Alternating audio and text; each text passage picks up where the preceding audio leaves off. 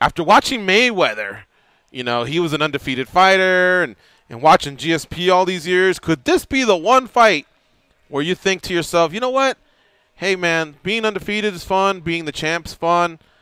Aside from throwing, all these throwing these hands, these hammers is going to go out the window. I'm going to become more methodical and cerebral fighter. Could it happen this weekend, Justin? I mean, shit, if you guys want me to lose, huh? That's the only way I know how to win, man, is to fight the way that I do, and that's go forward and definitely try to finish. I mean, that's the only way. I couldn't imagine myself going in there and doing that. Justin, I know your ultimate goal is just to get the victory, but are there any personal goals within this fight, seeing that you guys had that crazy fight the first time?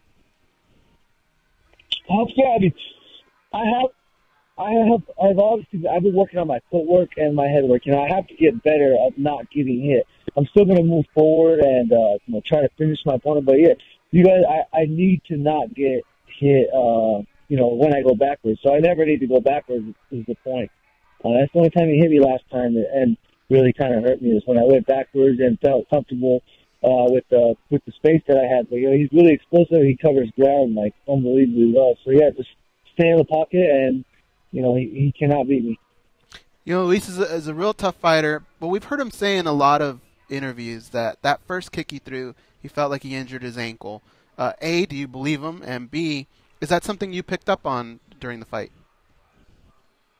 No, I didn't pick up on that before the fight, but the way I look at it, you can't have an excuse when you get injured in the fight, especially when you're saying that the guy that you fought did it to you. I mean, so if I go out there and kick him again and his ankle goes, it's another excuse.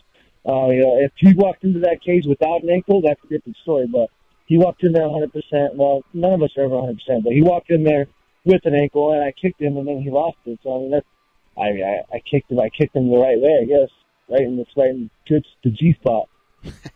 The one thing that stood out in that fight was just how loud the crowd was, how many people you had there.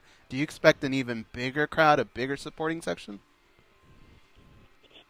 To be honest with you, I don't know that. I think it's going to be. So I'm from 3 hours southeast of Phoenix, out there in the desert. And on a Friday night, it's a big mining community. Hutty's going on right now. It's all huge where I'm from. So there's people on their hunts. There's a Friday night football game to the high school. There's all that stuff. So I don't think that I'm going to have as much people per se, but I think there's going to be just as many people in the building.